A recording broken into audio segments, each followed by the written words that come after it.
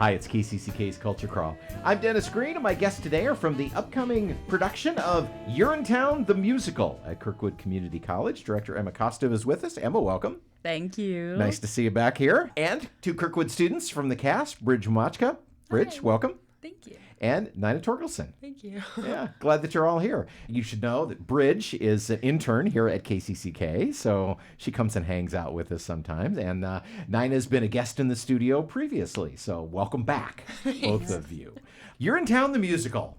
Emma, the getting people past the title is kind of the big trick with this one.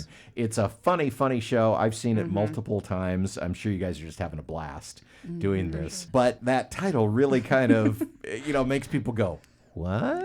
Yes. Yes, it definitely makes people kind of start to think a little bit more. And one of Nina's lines is actually kind of poking fun at the title, and that it might be hard to get past for some people.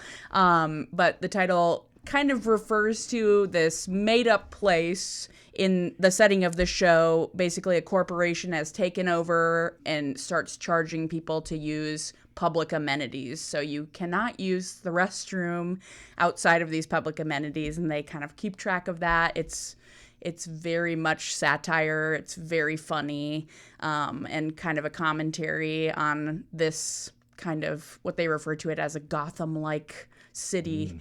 And that's something that we're kind of leaning into with it. Definitely the humor of the show, for sure. I'd call it biting satire. Yes, definitely. And Nina and Bridge, tell me about your parts before we go too much further. Nina, you first. Okay. I'm playing little Sally, who is this young street urchin. It's not really specified that she's an orphan, but kind of that character type, and she is kind of the narrator's sidekick, or I guess the only poor person that he seems to really tolerate. And I do a lot of like Emma said, questioning the play's logic, questioning where parts don't really match up, and I start to call them out. But yeah, I'm having a lot of fun playing. I've never had to play a kid before, so it's been really fun playing with some mannerisms and just acting like I'm blurting things out, even though obviously they're lines that I've rehearsed, but acting like it just came to my mind. So we call this a satire, and it is very much a satire about corporate culture and stuff like that. But it's also a parody and makes fun of different Broadway musicals. That's one of the things that your character does in this. A lot, is kind of call out those silly inconsistencies and plot holes that musicals are famous for kind of glossing over. Yeah. Bridge, what about your part? So I play one of the poor ensemble. I'm Soupy Sue. And she's kind of this poor, sad, kind of cheerleader archetype who's a big fan of the main protagonist. Okay. Idolizes him completely. As soon as he starts talking about stepping up to the man, I'm on board. I'm ready. Ready to fight the power. Yes. I Emma, as we just said, this musical, it kind of hits you on two fronts. One, it's very funny. That's the first and most important thing. But it's part satire, but then it's also parody of Broadway musicals. And the different productions sometimes kind of lean one way or the other. Sometimes it's very much, look at that. There's something from Les Mis. Yes. You could pick it right out. And others really lean more into the social commentary part. Is this production kind of more on one side than the other? I would say it's relatively balanced. From the start, we really wanted to hit those musical parodies kind of right in the face. So there's a lot of them that are very clear. There's also some that are more subtle. Our music director, Allison Holmes-Bendixson, she did a lot of research about musical references, specific things, kind of, how this show was written, somewhat a parody of the Three Penny Opera, and she kind of did some of that deeper research so we could see, or there's references to West Side Story and Les Mis, like you said, just kind of these iconic Broadway moments that people might recognize. And then there's some that are even deeper cuts of big musical theater fans, they might recognize these little Easter eggs throughout. So that was something that we really wanted to bring into place with the music, with the choreo and things like that, different references. The musical has been around for a while, so it's very much you're referencing West Side Story, Les Mis, kind of the classic musicals, not so much Wicked and things like that, because it definitely came along before that. Did either of you, Bridge and Nina, have any exposure or experience with this, seen it, knew anything about it before this show? Well, I'd heard of it before, but I definitely was like, I don't think that's something that I'll ever do like in my lifetime. So I was really excited when I found out we were doing it. I know City High in Iowa City did it last year, which I heard it was really good. I had some friends that I knew from there that were in it, which was cool to hear about. And then my parents were like, oh yeah, we saw that on Broadway, like in whatever year they went, like after we found out. I was like, small world. So Yeah. a little bit. Mom and Dad, way cooler than I thought. Oh, they're very cool. Bridge, how about you? I had never heard of the show until I got the email that we were doing Urinetown for the musical, and I was like, Urinetown? Ew, what? Like, what is this?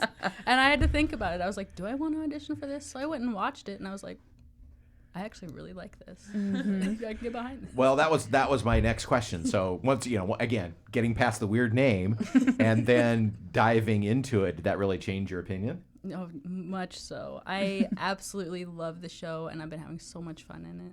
How about you, Nine? The same thing?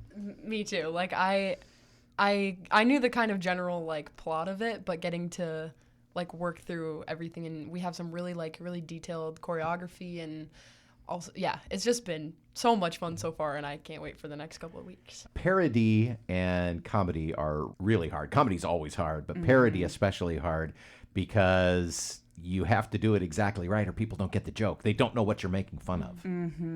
Exactly. What has been the biggest challenge in staging this here at Kirkwood, Emma?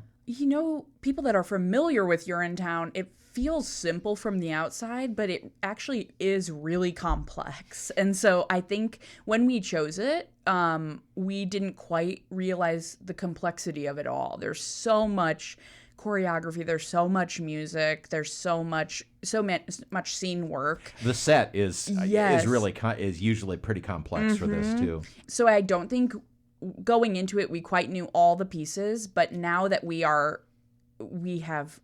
I feel like the students have risen to the challenge of all of these complexities, and as a team we've kind of just faced them head on, and that's something that I feel like has made it successful thus far. And I think it's all kind of, we're seeing all the pieces come together in like a collaborative way, and that's something that we really try to focus on in the theater program at Kirkwood.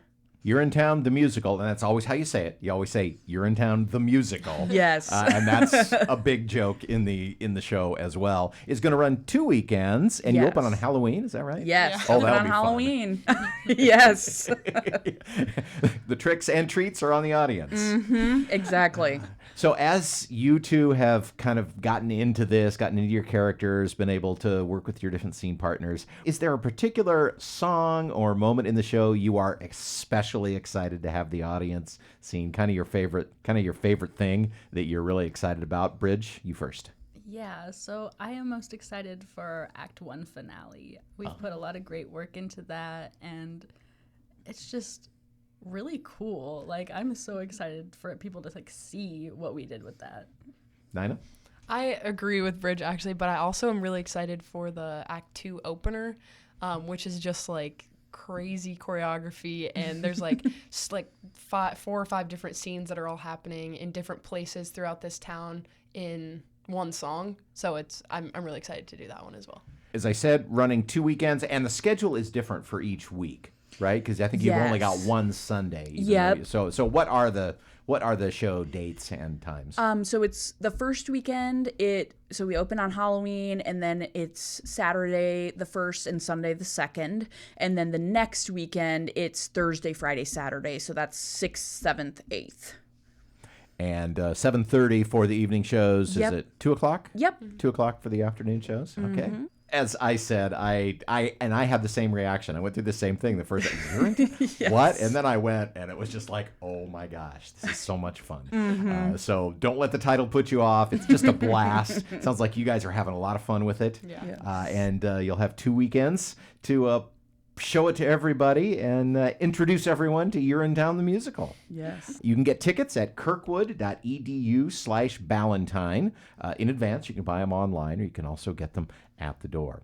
Well, as you are kind of headed into your tech week, good luck. Thank you. Getting everything pulled together, and gosh, just have all kinds of fun with it. Thank you. Thanks for being here. Thanks for having us. You can hear the Culture Crawl live on the radio most weekdays at 10:30, on demand at kcck.org/culture, or subscribe using your favorite podcast player. Watch our videos on the KCCK Facebook and YouTube channels. Our producer is Lydia Kilgore. The Culture Crawl theme is composed by Vivian Shanley. I'm Dennis Green, and I'll talk to you later.